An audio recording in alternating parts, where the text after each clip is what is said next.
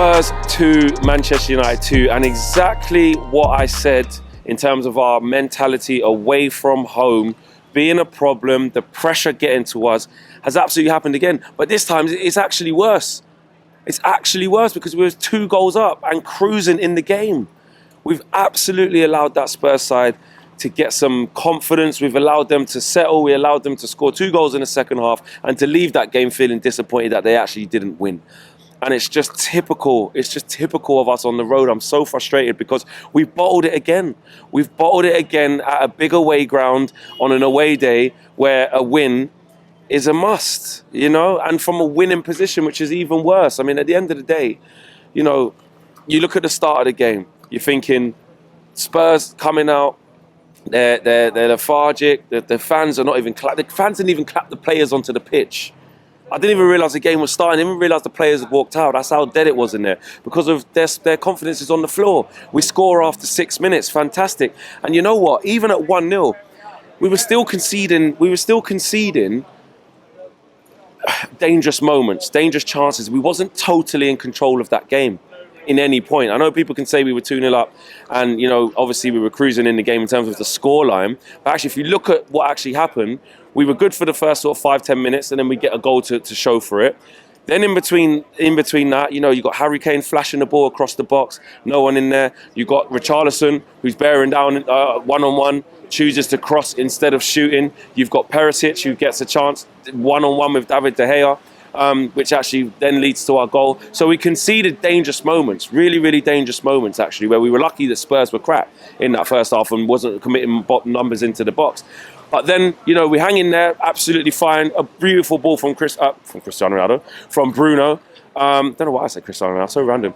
Beautiful ball from Bruno, all the way to Rashford, and Rashford puts his left foot through it. And you're thinking, right, you know what? At half-time, you go in there and you say, right, guys, 45 minutes, you're in the top 4. Done. Done and dusted. Put them to bed. It's over. It's done. And what did we do? In the first sort of 5 minutes of that second half, you could see the screw turning. You could see they're getting corners. They're building up confidence. We're giving the ball away. We're not winning tackles. We're not winning duels. The intensity's gone. And slowly but surely, you give Tottenham open up the door for Tottenham to just build some confidence. Then they start missing big chances. And then they start knocking on the door. And then you're like, you know what? They're going to score. You just felt it. And I know that sounds really pessimistic. But I knew it. I said to the guy next to me, and he said the same thing. He said, they're going to score here. They are 100% going to score. And this is what we do away from home. We are mentally fragile away from home in the big games. And we can laugh at Spurs and say they're a mid-table team, the way they play, and all this just got spanked 6-1. And that's what I said in the preview. I literally said this. The only thing that's annoying is that actually we went 2-0 up. We went 2-0 up. I expected that what we saw from Spurs in the second half, I expected that in sort of like the first 15, 20 minutes of the game where it'll be tough, we'll have to defend well, they'll be up. But actually it's even worse because we've bottled it from being 2-0 up. Now I've spent all this time saying, look at Arsenal, 2-0 up, you know, bottling the lead. That is bottling it. That is bottling it. And look, again, we've made progress this season. Of course we have. We've made major strides, but listen, we still need 4, 5, 6 players to come into that team, starting as well. You know, we need to change the mentality. We really, really do.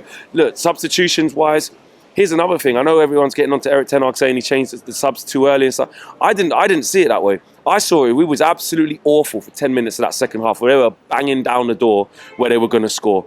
And actually, sometimes we accuse Ten Hag of changing it too late. Where's the subs? Let's make a change. Let's take the impetus away from Spurs. I like that he did that. I like that he saw enough because you could see what was going to happen and the stakes were too high. And let's have it right. Martial's supposed to be our main number 9. Martial's supposed to come off the bench and make Manchester United better. He didn't do that. Fred, you can argue maybe Sabitzer should have came on, but in terms of Christian Eriksen fading, midfield, we didn't have a grip of the game in there. You're looking for energy, you're looking for legs.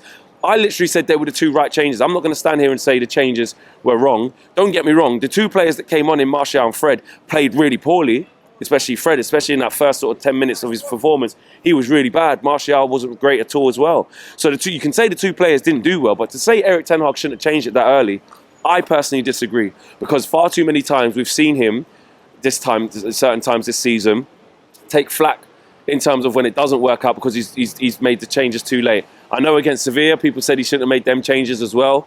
But it's fine margins. I think he's justified looking at that That first 10 minutes, that second half, you're looking at Spurs growing in confidence, getting chances, not winning duels, the intensity's gone, and go, nah, I'm not letting this happen again. Fred, get on there, give me some legs. Martial, get up there and make the ball stick.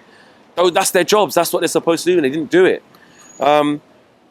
And it's so frustrating. Luke Shaw, I think, was absolutely tremendous. You know, even after we conceded a couple of goals, I haven't seen their goals back yet to see whose fault it was or whatever. But, you know, he just looked really comfortable there. But, again, it's just mentality. And actually, the way, because he brings on Weghorst even earlier as well, well, a little bit later after the 2 substitutions, that was because, again, no intensity, no one running. Anthony, didn't see him today as well. He was quite poor. Didn't really get into the game. And look, we were clinical. We scored 2 fantastic goals. Jadon, that's exactly what we want from Jadon Sancho. You know, it's exactly what we want from Marcus Rashford. 2 great goals. And when you're 2-0 up cruising against a team who are pretty much dead and buried this season, you know, what did Ryan Mason have to say to them at half-time? He probably went, do you know what, actually, to be fair to Spurs, he probably said to them, guys, we've actually been quite dangerous. We've actually been quite dangerous. And if we get one against these, they'll open up, they'll crumble. He probably said something along them lines. He probably said, keep doing what you're doing and let's up the ante a little bit. Because Spurs didn't have to be that great to get back into that game. And it keeps happening time and time again away from home. And I'm sick and tired of it. And actually to the point where, look, before the game, I said a draw actually wouldn't be bad in this fixture. We're 6 points ahead of Spurs already with 2 games in hand, right? And now that is still the case. But from a winning position, you can't give that up. You can't give that up. So in the context of us getting top 4, you know, Spurs have to go to Liverpool next. You know, that's you're expecting them. But Spurs will probably go back to playing just as shit as they did before this. Knowing us, again, it always happens on Man United's watch when teams need a little bit of a boost. You know, sack the manager. Happened against Villa, same thing. Leeds did it to us at home. You know, sack the manager, get to play against Man United, and we get a little bit soft and we'll let you in.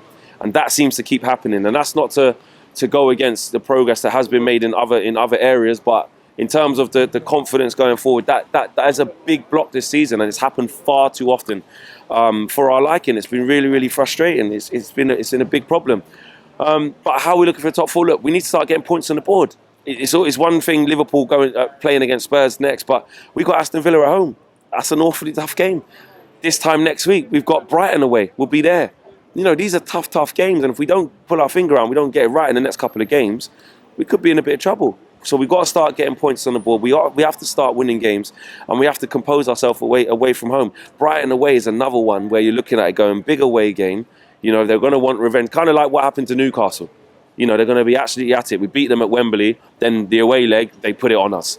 And they're not going to be scared. And they got done, 3-1 the other day against Spurs, against Forest, sorry. So look, it is all to play for. We've got to calm down. We have to beat Aston Villa. And that's not going to be easy. That is not going to be easy. Unai Emery has them firing. So, yeah, disappointing. I'm fuming with that. And I'm annoyed that actually, before the game, I knew this was in us. And it's come to fruition. The other way around, yes, different half. Thought it would happen in the first half, but it still happened, and we've bottled that tonight. So on we go again, fighting for top 4.